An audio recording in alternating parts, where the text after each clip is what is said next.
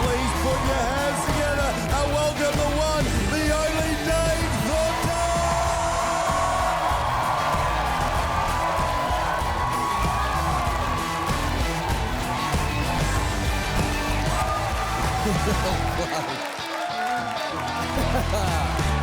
Thank you guys, thank you so much.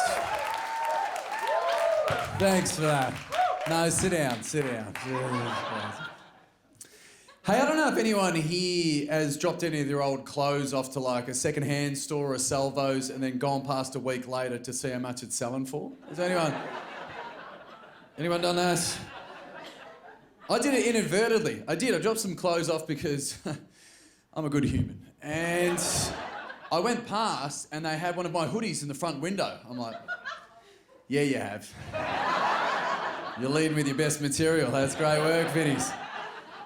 But as I strolled past, I saw the swing tag and it was selling for $6. I was like, that's way too cheap for that sweet item of clothing.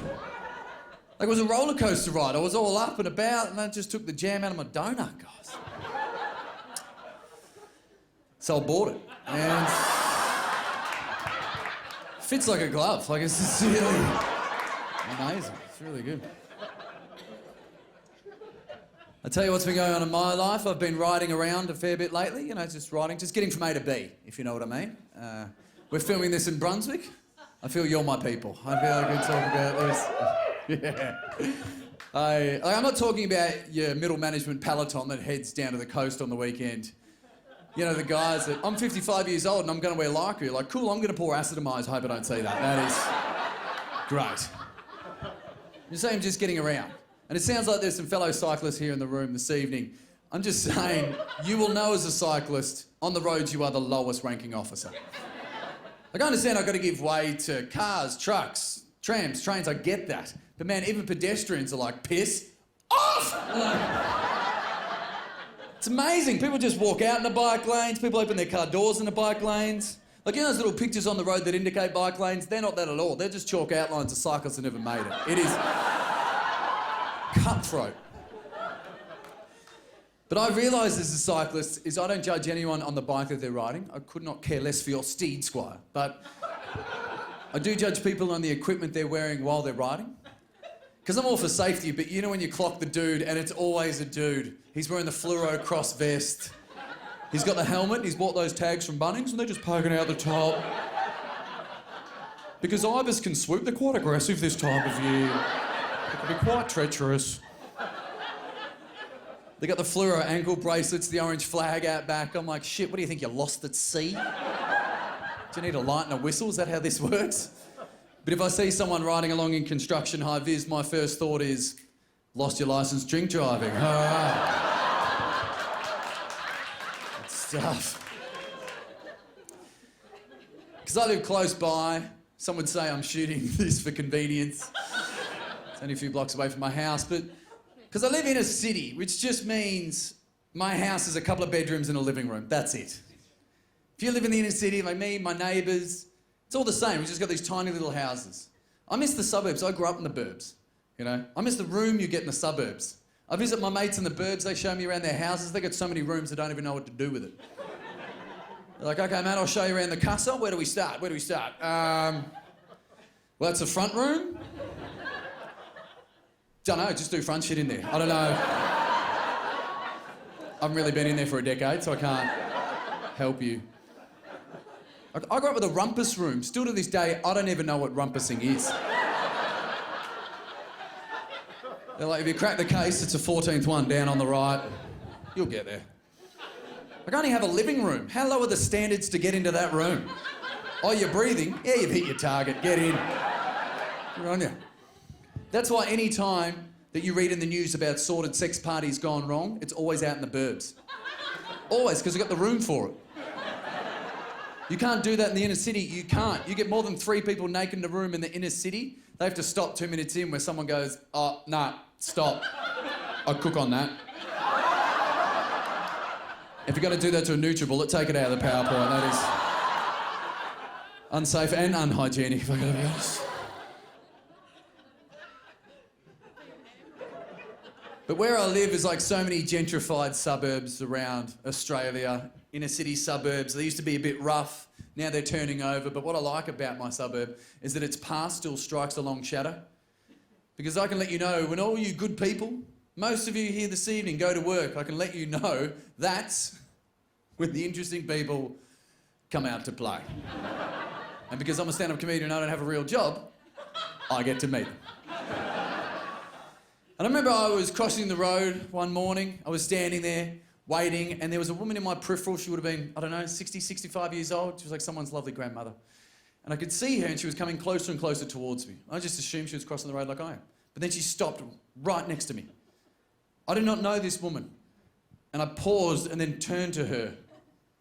And this silence sat between us until she broke it by saying, "Bought my son a pair of sunglasses. He never wears them." And then she fucked off. Like, she just left that with me to stew over for the rest of the day. Just a conundrum I had to unpack for some reason. And I thought, you can't beat that. Surely you can't beat that. But only a few days later, I went to the supermarket. I was coming out. I had bags of groceries, and I was trying to leave. And this kid, he was right in front of me. When I say kid, 21, 22 years old. He stops, he looks at me and he goes, "G'day, I'm Terry." I thought to myself, well, I've never met a Terry under 50. You are the rarest of all Pokemons. This is going to be fun. And I said, "How are you, Terry?" And he said, "What are your thoughts on assisted suicide?" Strong opener, Tez. My head is exploding. I'm like, what's the right answer here? I don't know how to defend myself. I've got shopping on my person.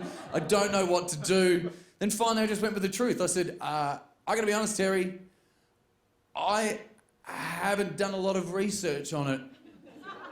And then we looked at each other. I didn't know where he was gonna go with it, and he went, "Ha, me neither."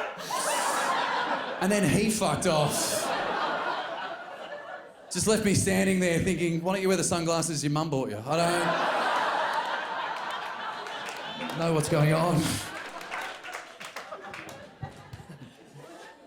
Because it's interesting growing kids up in this environment when you're living in a city. Because I have 2 little baby girls at this point in time, 1 and 3 years old.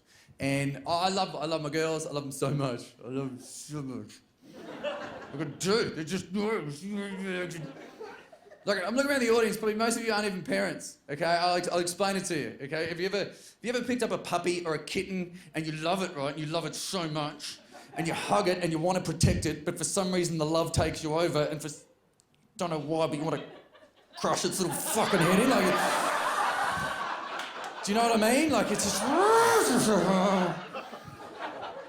Like, I would never hurt my daughters. I would never lay a finger on them. If anyone did, I would maim, if not kill them. But sometimes I want to hug them so tight, I want to see the little eyeballs go...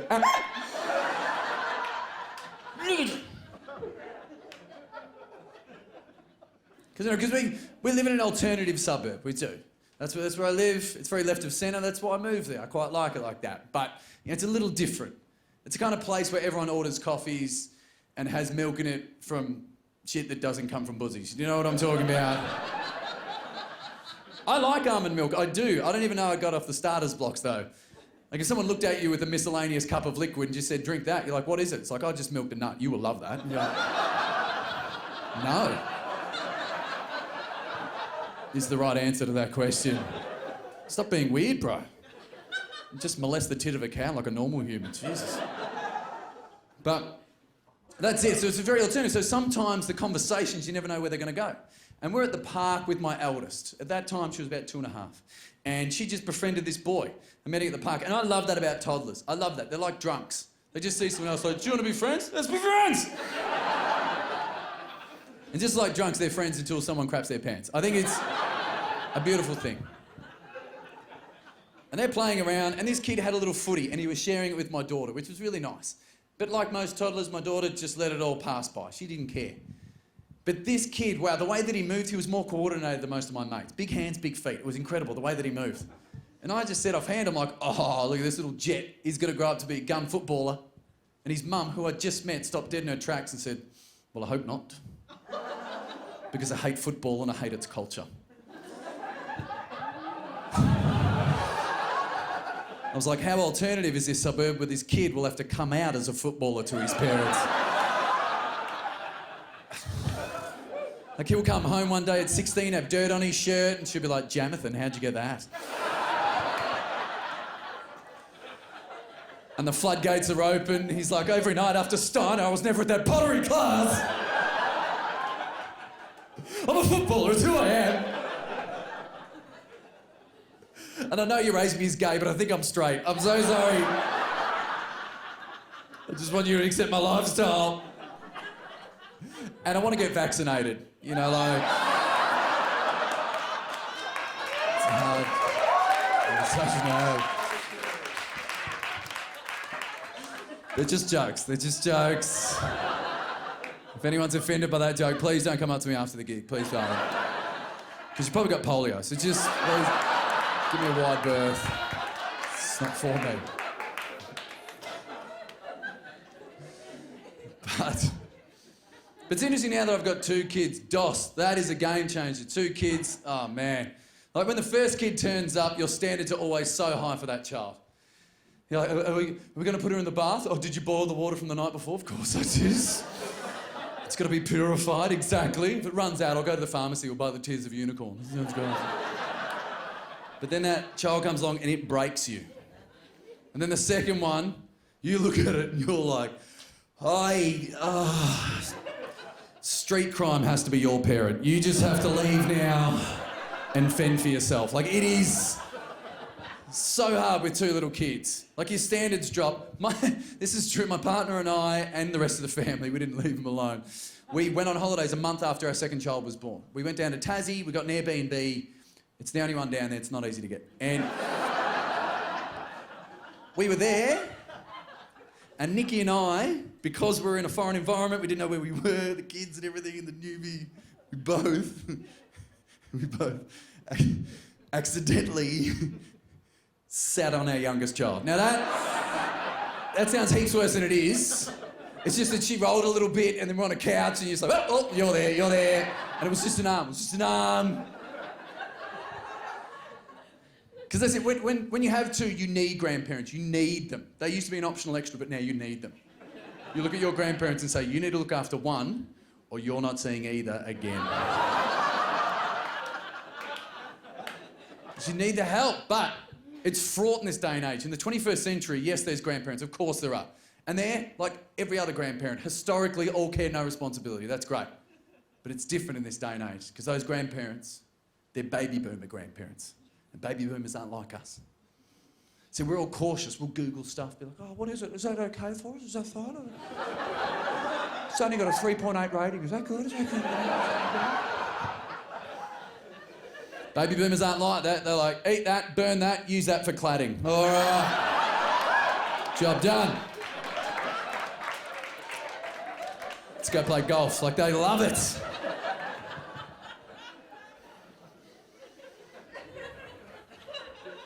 I always love hearing baby boomers complain too, you know what I mean? We throw stuff out and they're always... Like, you know, let's be honest, every baby boomer has bought pretty much every house in this country. Then they're just like, you want it? You gotta pay for it. And anytime we complain about it, they always say the same thing. They always say the same thing. Yeah, when we bought houses, 21% interest rate on your home loan. Try that after size, and it's having 21% interest on your home loan. I don't give a shit about your 21% interest rate when your house costs you £5 and a bag of grain, all right?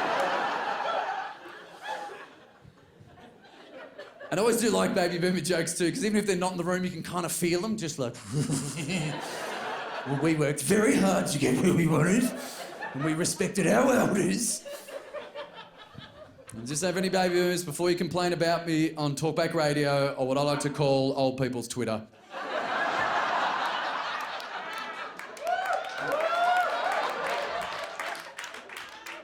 Yes, Neil, they're always on the phone. That's what I hate about kids, they're always on the phone. Shut up, Margaret! We're always on the phone. I'm not saying our generation is any better, okay? I'm not. In the future, we'll be able to look back in hindsight and see if we were beneficial or not to the human race. I'm not here to cast aspersions. But we are the first generation of men throughout history who think it's a good idea to grow a beard but shave your pubes. That's a weird priority list, isn't it? That is... Like, what parts do you want to keep warm? That is weird. So, Mama Thornton, she's great. We will hand our eldest over to her. You know, can you look after her? That'd be great. Thank you so much. Return to sender the next day. So how did she go? Oh, she was really good, David. She was really good. Slept very well. She was great. She ate everything I put in front of her. You're like, really? Like, my eldest is a picky eater. I'm like, oh, wow, that's amazing. What did you make her? We'll have to get the ingredients. That sounds incredible. What did I make her last night? I made her for dinner 3 cubic metres of sugar. That's what I made her. And then in the morning, I got a 24 slice of Vienna ice cream. You're like, what the fuck? What are you talking about? Why did you do that? It's just like, oh, please. I used to give you cake all the time, David. It was fine. Like, yeah, you did give me cake, okay? It was the 80s. You could do that. Guess what you could also do? Fucking hit me, all right? You can't do that now. I have to negotiate with this hurricane, all right? My child's looking at me like, use your words, use your words. Remember the pyramid of politeness? Do you remember that? Because I don't know a lot in life, but I know the paper beats rock and a smack in the face beats a sugar rush. That's how it works. That's why we're all getting love taps in the 80s. We're so high on processed sugar, we don't remember it. You just got hit, you went into the kitchen, you got a wagon wheel, you went back in the trenches. That's how it works. Yeah. You look at your uncle like, no, I'm not going to get out in the shops and get your goddamn smokes, all right? It's not working. That's why we're always doing batshit crazy things in the 80s. We're high on processed sugar. We're like, what? Slip and slide? You mean there's half an inch of water on a blue tarp? Fuck yeah, I'm going in face first. Let's go. Give me a sunny boy. Let's crack on. Let's go. Oh, I'm grinding my teeth.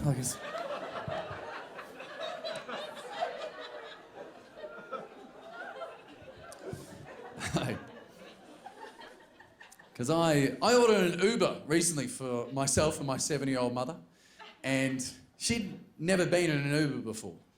And I can let you lovely people know that if you're ever got a spare afternoon or an evening, just book the maiden Uber voyage with a parent or a grandparent, because the whole process will blow their minds apart.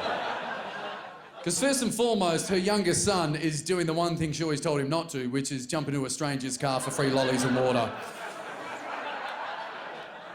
It's like, do you want a Mentos? Hell yeah, do you want some water? I feel woozy. Like, it's a strange process to go through. And we get to our destination, and bless her cotton socks, she opens up her purse and says, okay, I need to pay the driver. I said, Mummy, you don't have to pay him. No, it's fine. I said, no, but I want to pay. I said, you can't pay. She couldn't fathom what's going on. So I said, but how does this work? What is this? Maybe she thought she was going to do something she's not proud of. And she said, oh, no. And I said, Mum, it's fine. And then, of course, I opened my door and took a step out. But this is when the fun kicks in, ladies and gentlemen. This is when you do what I do, which is then turn back in and I looked my mother in the eye and said, run.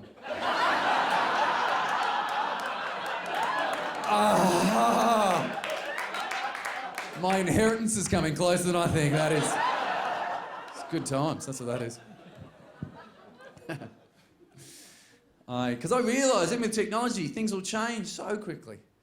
And my daughters will never see money. They'll never see money. Not because their dad's a comedian. Fuck you. Fuck all of you for thinking that. I'm just saying they'll never physically see folding cash, you know? It'll just be a concept in a computer that you move across from one place to the next. And I'm torn about it because I think they should have something physical so they can budget and whatnot. But I'm also happy that now our currency won't be in rotation because I think Australia has some of the crappiest looking currency in the world. Like being any good middle-class white kid, I grew up on rap music, why wouldn't you? What? Compton, yeah, it's like Geelong, I get it. I get it, bro. And so, of course, I know everyone on the American notes. George Washington, Benjamin Franklin's, I know all that. In Australia, all I know is the Queen is on one of our notes, and I know who the fuck the rest of those people are. No one does. That's why we name them after food.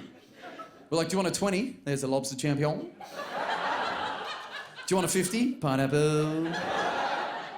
100? It's been a good week. Avocado. And Personally, I am happy that $100 bills are called avocados. Why, pray tell? Because I believe each avocado should be at least $100 worth. Why, you ask? I'll answer that rhetorical question. Because I believe avocados deserve financial recompense because of what they have to put up with every day of their lives. So I think I speak for most of us here this evening. When I say you're shopping for an avocado, you don't just grab one, you molest the entire box. Are you ready? Oh, you feel a bit young. I don't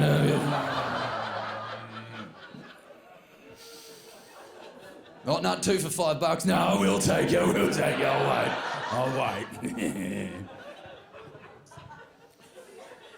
Admittedly, that does ostracise some people. Anyone under 20 doesn't laugh at that joke because they can't afford avocados.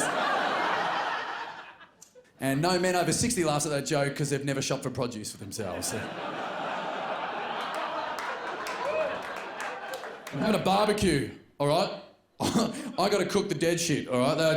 I'm not getting veggies, all right? I'm getting food that's going to clock up my colon for 3 months. I'm a man! That's what. Little fun fact, though, it is the only produce that you can molest that much and no one looks at you weird. Sit there groping away at the avocados, people think you're making guacamole tonight, carry on, sir.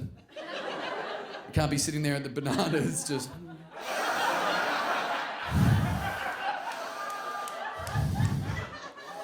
Yeah, they're ready.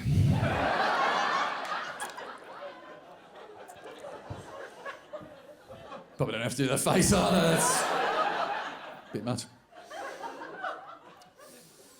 Because I even think debit/credit cards have it too easy these days. Everything's just tap and go, isn't it? It barely has to even touch anything. It's weird. My card is supposed to protect my money, protect it, yet it frivolously hands it away. My card is like a 16th century French prince. It's just like, do you want a coffee? A beverage. Do you want dinner? Is it under $100? A beverage as well, eh? Don't even have to remember that stupid little PIN number. I haven't worked for it, man. Wasn't always like that. I've got an anecdote for you peeps. Any Gen Ys now, look out from your phone, you're gonna learn something. Because I was doing a gig out in the country, okay? Because my career's going all right.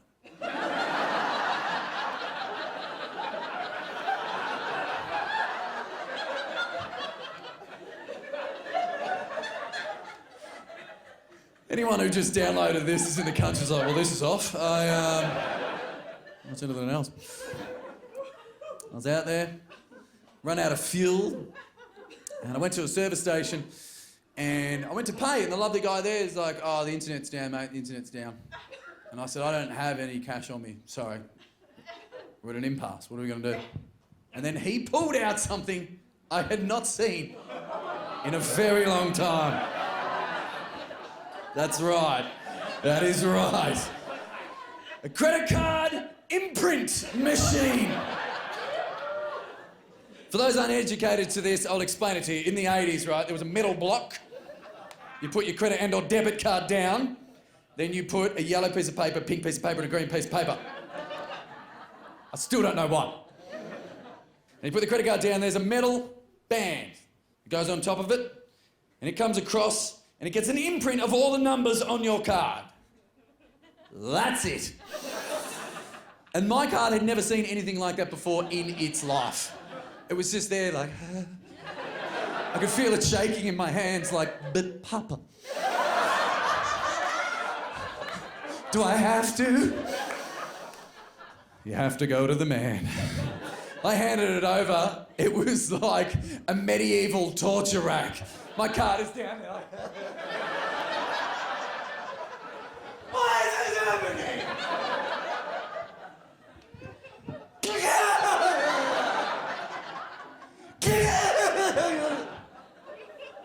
Take everything. You can have it in 5 to 7 working days.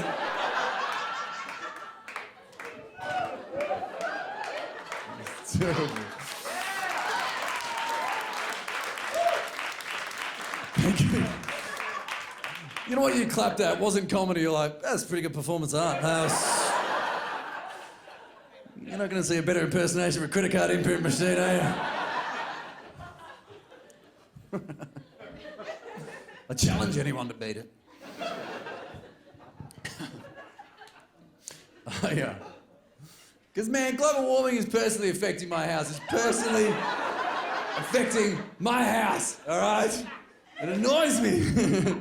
Because my house is an old house, right? You know, like real estate agents always try to sell you, it was the workers' cottage, it's the workers' cottage. Like, wow, like someone barely earned enough money to survive and they lived in here. That sounds like something I should be a part of. But it was renovated before we moved in from the previous owners because these don't work. And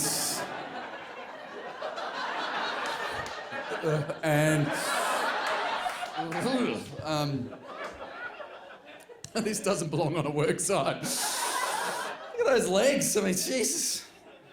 I'm like a horse doing dressage, the way that I mince. I can't walk on a website. Who's got the power saw? What are we talking? What are we talking? It doesn't work. So there was all these cracks started appearing in my house. All these cracks. And I got a tradie around. I said, okay, what's happening here? Why is this happening? What's going on? And the way the guy looked at me, he's just like, oh, mate, you know, with all this heat and, you know, extreme weather, your house is expanding and contracting and... But your house is moving, really. So...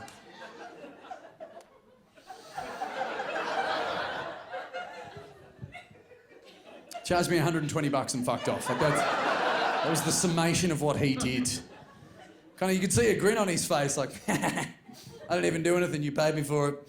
I didn't even finish year 10, who's the winner? Like you could see him just laughing at me. He's like, there's nothing I can do, there's nothing you can do, there's nothing, my house is moving. Mate, if there is anything you can do, can you direct it towards a richer suburb? Like somewhere, anywhere they get a better return, please, for the love of God.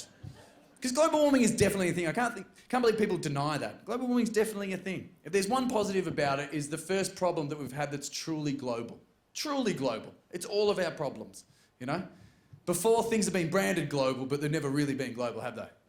Like we had the global financial crisis. Remember that? The global financial crisis? Was it? Or was it just a financial crisis that finally caught up to rich white people? Yeah. North America and Europe were like, it's a financial crisis. Africa's like, welcome to the party, bitches. To be honest, for us, this has been going since you whiteys turned up, so starting to think you're not great with numbers. Because we're a strange anomaly here in Australia. The modern Australia, since we got colonised, we've always looked at someone else to make decisions for us, you know? We spent the better part of 200 years always looking across at Britain and being like, what are you doing? Same. Same. What are you guys, Britain, what are you doing for Christmas? And they're like, oh, well, actually, we're cooking a roast and we're going to wear our very thick winter clothes. Yeah, the only thing is it's like 35, it's the middle of summer here and then... Same. Don't know why I said anything, soz. Because culturally we're so similar. We drive on the same side of the road, obviously we speak the same language. We've basically got the same flag, don't we, basically? We've got the Union Jack in one corner and the Southern Cross in the other, which kind of makes us look like England with a 5-star review. Yeah. Unfortunately, New Zealand only got 4. I think they lost the star on TripAdvisor because they make up words like jandals. It's not a real word. It's not a real word.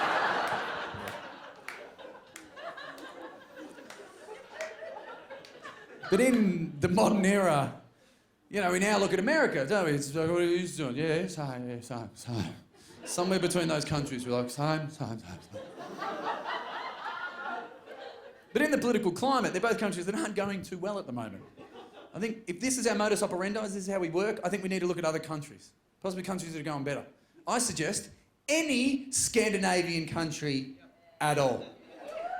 You know, any time that you read articles about standards of living, education, health, it's always Scandinavian countries. Always! It's just whatever they're doing, just do that. Just same with an umlaut on it, you know, like just... That's how you want to work it, you know? Because they are smart. We always bitch and moan here in Australia. The production is going overseas. We're selling it to developing countries with cheaper labour. No, you can get around that. Sweden did. They invented IKEA. They create furniture and then force the world to be their sweatshop for free. Yeah, I would love $2 an hour. I sincerely would. If I got to put a bedside table together, possibly go through a trial separation with my partner, and all I have to show for it in my lonely flat is, check it out, I built a flim-flim. At least I think that's how you pronounce it. There's an O in it, but it's crossed out. I'm assuming it's silent. I don't know. How that works. Have you met any Scandinavian is extremely bilingual? You know, any Scandinavian that you ever talk to, their English is grammatically perfect. And it annoys me that their backup is better than my only option. Like, all of them, they're just so well spoken in English, you know?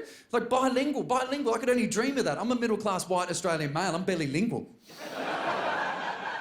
And I was only bi once, but drunk at uni, so I mean...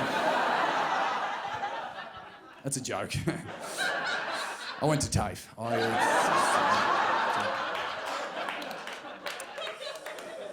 Oh, if anyone here is from overseas, TAFE is like Harvard. Anyway. But that clap hurt. That really hurt a lot. But I remember I was in Amsterdam. I was backpacking. I was over there, and I was enjoying all of the cultural delights, as you do in your early 20s when you're over there in Amsterdam. And we had a fairly large night, and I was staying in, what's those, you know when you're a backpacker, and then, but you've got those communal bunks, and everyone, what are they, the slum, that's right. We were staying in the slum of the backpackers with this multitude of all these other people. And then I was there, and I'd befriended this guy from Norway, and he was great. He was actually really funny. And someone woke us up, though, after only a few hours sleep. And I woke up, and I was a broken mess. Like, I just regretted everything I did the night before. I'm sitting there, every ounce of moisture had left my body. And my Norwegian friend, who had the same limited hours of sleep that I did, looked at me in a tongue that wasn't native to his own. Looked me in the eye and just said, I'm feeling, how you say, disenfranchised.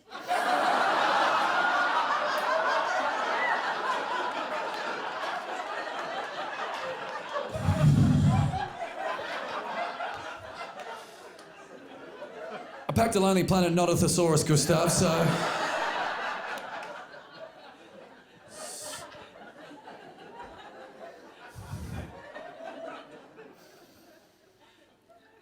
It's hard now. Like, I like sport. I do. I love sport. I love watching sport. But you even have to be cynical about that.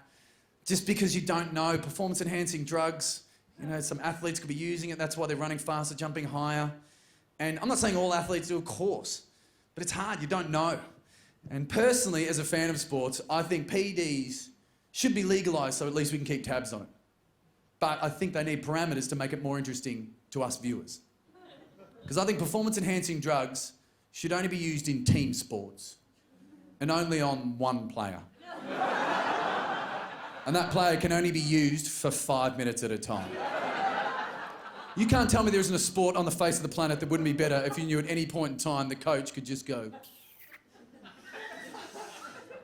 yeah, fuck it, release Mongo. And then this wildebeest comes charging out, jaws flinched, testicles flaring like a pit bull.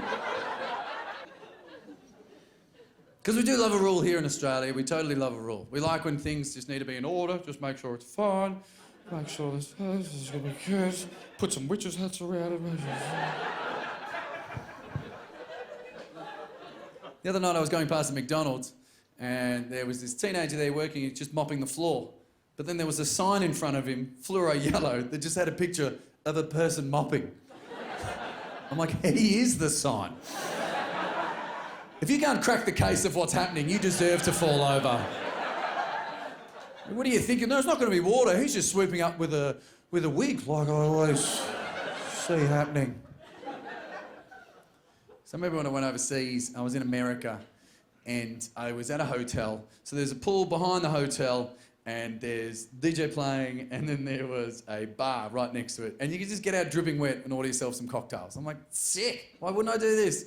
Me and my friend were there. I went to the bar, ordered 2 drinks, and I'm so glad I got a room full of Australians who understand the situation I was in. Because those drinks came back to me, and sorry, it's even hard talking about it now. They came back to me and they were served in cups made of glass.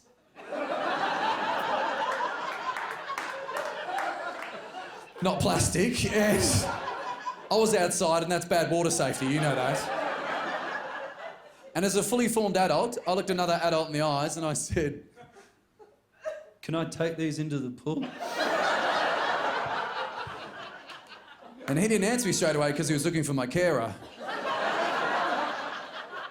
And he said, "Yeah." And I swear to God, this was my response. I said, "We're not allowed to do that back home."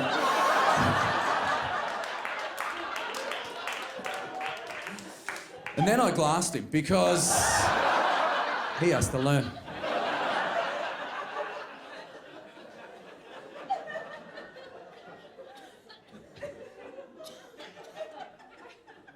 Hey, I want to tell you guys about the strangest gig I have ever been a part of. And I challenge my future self to beat it.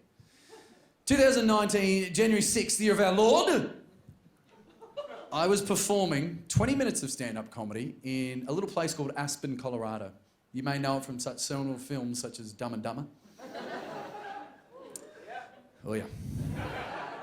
I was performing this 20-minute routine on the 75th birthday of a billionaire who didn't know me and I didn't know them. I'll explain the situation. You see, this woman, she grew up in Australia, had all of her education here, then after high school went overseas, and in America she met her now husband, been together for years. So for all intent and purpose, she is an American, but she wanted an Australiana-themed birthday party, and so she wanted an Australian stand-up comedian. Initially, she wanted Rebel Wilson. But Rebel must have taken the call and gone, "Yeah, maybe when I was on Fat Pizza, but I'm a Hollywood star now, bitches!" Doesn't need it. My friend, who's a ski bum over in Aspen, he gave me a call because he's friends with this couple, and he said, "Do you want to do this gig?" Now, this is only a couple of weeks beforehand. I was already on holiday with my family, especially my newborn, enjoying the shit out of life, sitting on my newborn child. And we were there, and he said, "Can you do this gig?" I said, "No, man, that's crazy talk. Like, I'm on holidays. It's only a few weeks out. It's the busiest time of year. I should have gotten in early. I'm sorry, that is a hard no." And he said, "Well, they're offering this much money." I said, "I'll see you there prompt. We'll be there. Every man has their price." And they just did billionaire stuff. Well, they just said, "Here's the money. You book the flights. You book the accommodation. I want no part of it." And because Mama didn't raise no fool, I could have booked in first class. Wouldn't have had many shekels left over, but found an angle. I booked it in an economy that had enough points to upgrade it to business.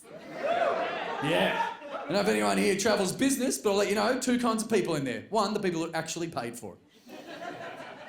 They're sitting there with their crisp polo shirts, figuring out what kind of pesky presentation they have to deliver once they hit the tarmac. And then there's people like me who are sitting there just going, "Hey, if it's free, get it in me!" You are just stuffing everything into every open hole in your body. You're rolling up turkey breast and putting it into your eye duct. I just want to do this. You're just getting as much as you can. Just who ordered 17 pyjamas? 17 pyjamas. I will take those. Thank you. You grab 3 of them, you throw them into economy. Hey, look, guys, the poor people are fighting. Truffle all around. Okay. So I land, I finally get to Aspen, and I meet this, and they were a very lovely couple. She was really interested in what Australia was still like and whatnot, and I got to meet her husband, who's 93 years old. But sharp as a tack, still quite really across it. I'll give you his history. He's Jewish. He was born in Austria, and he was only a little boy when Hitler turned up, and he thought, "You know what? I'm going to take a Kentucky and not come back." And he got out of there, went across the Atlantic, made it to America, built himself up from nothing to become a billionaire manufacturing plastics. There's no word of a lie. We had a couple of drinks, and I know this sounds trite, but I did say to him, I said, I've just had my second child. If there's anything I can pass on to them, of course I will. If anyone knows the secret to life, it would probably be you. I did ask him that. No word of a lie. And I'm looking at him just like, what will he tell me? What morsel thing will he tell me that will improve my life?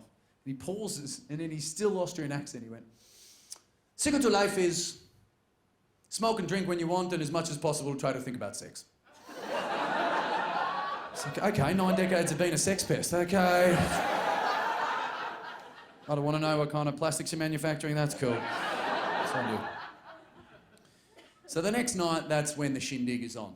It's not a big function room, it was actually an Italian restaurant that they're dressed up to be Australiana. I thought, that's very Australian, taking someone else's culture and fobbing it off as your own. That is right now hitting zone. So they're there, and there was maybe 60 people there, maybe. And they're all having fun. But I realised something when I got there, and I should have thought about this on the entire flight across, is that all these people were over 70 and all of them were billionaires. I had no points of reference whatsoever with these people. I'm like, what am I going to say? Get on stage and be like, oh, I've been riding my bike a lot. And they're like, cool, we just bought Nigeria, so looks like we both got something on our plate. The night goes on, it was all fine. Entrees come out, there's a couple of lovely speeches. Just people, oh, that's really great. That's happy birthday, you've been wonderful, happy birthday. Mains all come out and they're eating just rich shit, you know, like, I don't know, Fabergé egg and dolphin or whatever they're eating. And she's got me hiding in the back because she wants me to be a surprise. And I can see her through the curtains into the function room. I'm like, I think she's forgotten about me. So I get the manager and say, can you go over to her and let her remind her, I'm still here. So the manager strolls over. I can see this pantomime happen, taps her on the shoulder. She goes, ah. And just gets her little 75-year-old body up. She creeps across. There's a mic stand in the corner of the room. She gets to it. She gets everyone's attention just as they're finishing their main meals. And goes, everyone, I have a comedian. That's it. No, he's Australian. No, he's coming across here for this. Nothing. Just here we go. And I walk on like, oh, I'm fucked. I am sincerely not going well. Now I start telling some jokes. It's going okay. It's a pass with a push. 50% of the people are into it. The other half are not. I can still see in my mind's eye, there's this woman just across here. I can see her. I'm looking across and she looks disgusted. She's like, just looking at me aghast. For some reason, my ego, every time I drop a punchline, I look across at her like, what do you reckon? Still staring at me. Keep going on and going with all my material. It gets through it. It wasn't my best gig. Weirdly enough, it wasn't my worst. I don't know what that says about my career. But I don't know what to do. I finished it. I go, guys, that's my time. Thank you. Like, if I could run to the airport, I would have, just to get the hell out of there. I don't know what to do with myself. But luckily for me, the birthday girl, she'd been right into it from the start. She has. She was sitting in the corner. She drank so much Shiraz, she had that Shiraz face. You know, it looks like stigmata of the mouth. Like she's reprising the role of the Joker. Just she's there scattering away. To be honest, her husband, she wasn't sitting with her husband, right? He was sitting off in the other corner. But he wasn't paying attention to me. He was just staring off to the wall. But I wasn't offended because of our conversation from the night before. I thought, he's in a better place. So I finished and she goes, come sit next to me. And I thought, okay, you can get me out of this sea of shit. This is great. So I sit next to her and I said, oh, is that okay? Was that okay? Was that good? It's like, oh, I really loved it. Thank you so much. I really enjoyed it. And as she said that, with her hand closest to mine, she just tapped me on the inside of my thigh. And I thought, oh, this is a game changer. I thought, don't tell me this is some indecent proposal shit or something like that. Like I'd have to call home to my partner and be like, good news and bad. I did cheat on you, but we got a yacht and I got PTSD. So, see how this goes. But I thought, oh, well, still, it's going to be a good story. And I'm sitting there with her then, I'm enjoying this expensive wine. Things are going well. Until the woman who was offended stood up and had a beeline straight towards us.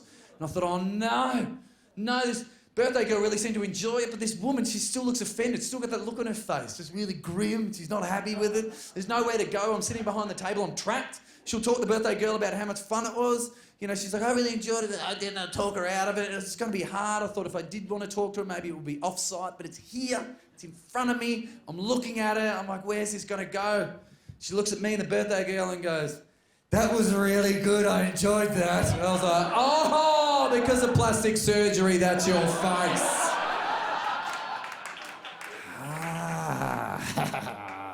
Thank you. Good times. I'll leave you this, guys. I actually enjoy doing like private gigs and things like that. I do often corporate gigs and whatnot, you know, because I've got a house that's falling apart and I've got to pay for it. But it's always funny because you get dropped into that industry evening about, you don't know what it's about. I don't know what your industry is about and whatnot. But some industries always keep it at arm's length. You know when you're going into the gig, you're like, this is going to be interesting. And for this particular night, and you can't tar everyone with the same brush, of course you can't. But for this particular evening, this room full of lawyers, let's just say if all these lawyers were police officers that all have the ranking of constable without the stubble.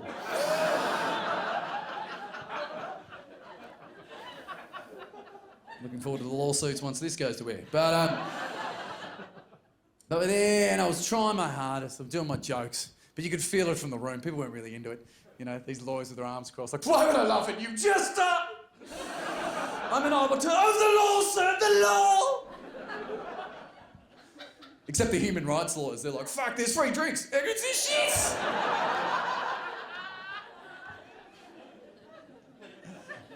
Can someone top up my tram pass? Like, I need to get home, I don't know. They're good humans, right? I was there, doing my time. I get off stage, and this guy, you could tell he'd had a really good night. He was a walking cliche. He had the suit with the Windsor knot, with slightly askew around his neck. He was a few Pinots down, and he stops me as I'm leaving and goes, should I know you? I was like, yeah, I was just on stage. With that kind of short-term memory, you'd never represent me in a court case. It's terrible. He said, no. Like, should I know you? I was like, I'm still not following. He goes, no, well, would I? Like, are you... I don't know, so people at my table, they reckon they know you. They reckon you're famous, are you famous? I'm like, oh, mate, I don't know.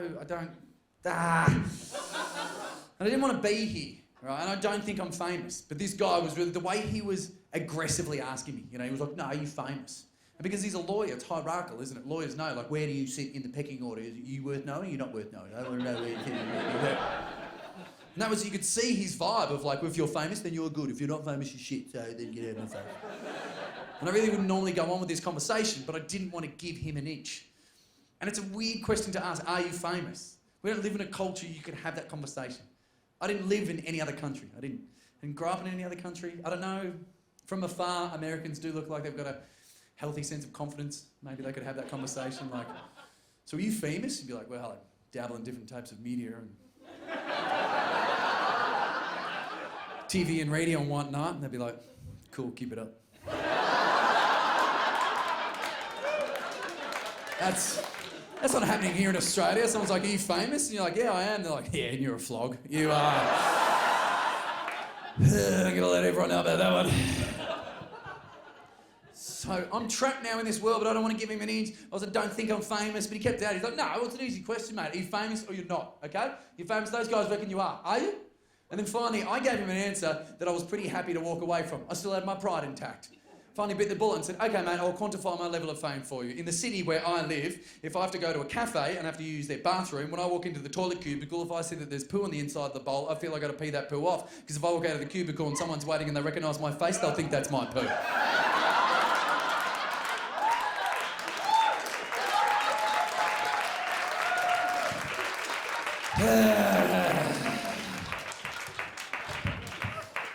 At least that's the joke I wrote like 2 months later. Now that we filmed it, it totally happened. Right? Guys, thank you so much. You've been an awesome audience. I really appreciate it.